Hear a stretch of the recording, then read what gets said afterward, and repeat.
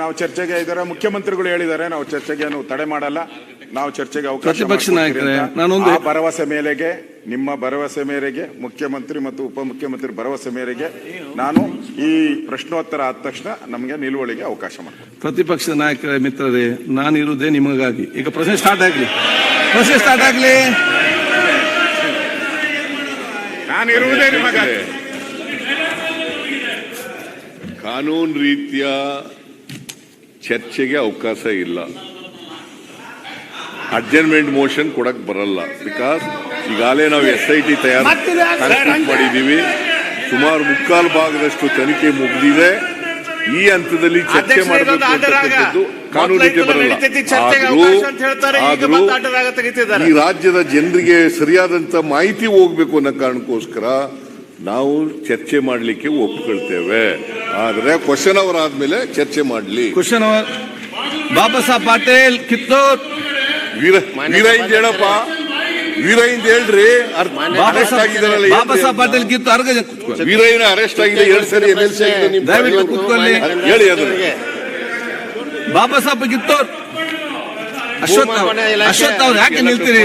ಸಹಾಯಕ ನಿರ್ದೇಶಕರ ಕಚೇರಿಯನ್ನು ಚೆನ್ನಮ್ಮ ಕಿತ್ತೂರಲ್ಲಿ ಯಾವಾಗ ಪ್ರಾರಂಭ ಮಾಡಲಾಗುವುದು? ಈ ಕಚೇರಿ ಪ್ರಾರಂಭಿಸಲು ವಿಳಂಬವಾಗಲು ಕಾರಣಗಳೇನು? ಕಂದಾಯ ಸಚಿವರು. ಅಡ್ಜಸ್ಟ್ಮೆಂಟ್ ಬೇಕಾಗಿಲ್ಲ. ನಮ್ದು ಪಾರ್ಟಿ ಸ್ವಚ್ಛ ಆಗ್ಬೇಕು, ನಿಮ್ದು ಪಾರ್ಟಿ ಸ್ವಚ್ಛ ಆಗ್ಬೇಕು. ಯತ್ನಾಳ್ ಅವರೇ, ನೀವು ಸೀರಿಯಸ್ ಮಿನಿಸ್ಟರ್ ಆಗಿದ್ದೀರಿ, ನಿಮ್ಗೆ ಸೀರಿಯಸ್ನೆಸ್ ಅಲ್ಲ ಸರ್. ಈಗ ಕೇಂದ್ರದ ಮಂತ್ರಿ ಆಗಿದ್ದವರು ಏನಂತ ಗೊತ್ತಿರಲ್ಲ, ಗೊತ್ತಿರಲ್ಲ, ಯಾವ ನಿಲುವು ತಗೊಳ್ತೀರಿ ಅಂತ ಗೊತ್ತಿರಲ್ಲ. One changing your stand always. ಒಂದ್ಸಾರಿ ಹೇಳ್ತೀರಿ 2,500 ರೂಪಾಯಿ ಕೊಡಬೇಕು, 2,500 ಕೋಟಿ ಕೊಡಬೇಕು, ಚೀಫ್ ಮಿನಿಸ್ಟರ್ ಆಗ್ಬೇಕಾಗಿರೋ ಅಂತ ಹೇಳ್ತಾರೆ. ಆಮೇಲೆ ಅದರಿಂದ ಹಿಂದಕ್ಕೆ ಸ್ಟಾರ್ಟ್ ಆಗ್ಲಿ. ಸಿಬಿಐ ತನಿಖೆ ಕೊಡ್ರಿ, ಸಿಬಿಐ ಕೊಡ್ರಿ, ತನಿಖೆಗೆ ಅದನ್ನ ಕೊಡ್ರಿ, ಸಿಬಿಐ ತನಿಖೆಗೆ. ಸಿಬಿಐ ಕೊಡ್ರಿ. ನಿಮ್ ಸರ್ಕಾರ ಇದ್ದಾಗ ಯಾಕೆ ಕೇಳಲಿಲ್ಲ? ಸಿಬಿಐ ಕೊಡಬೇಕು ಅಂತ ಯಾಕೆ ಕೇಳಲಿಲ್ಲ? ಸುಮ್ಮನೆ ಏನೋ ಬಾಯಿ ಬಂದಾಗ ಏನೋ ಮಾತಾಡ್ತಾರೆ.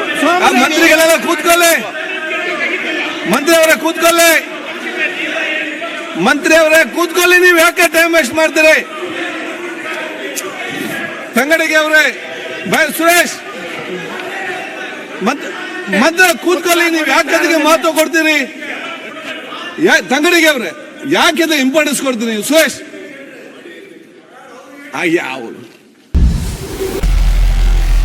ನಾರ್ತ್ ಫಸ್ಟ್ ಉತ್ತರ ಕರ್ನಾಟಕದ ಆವಾಜ್.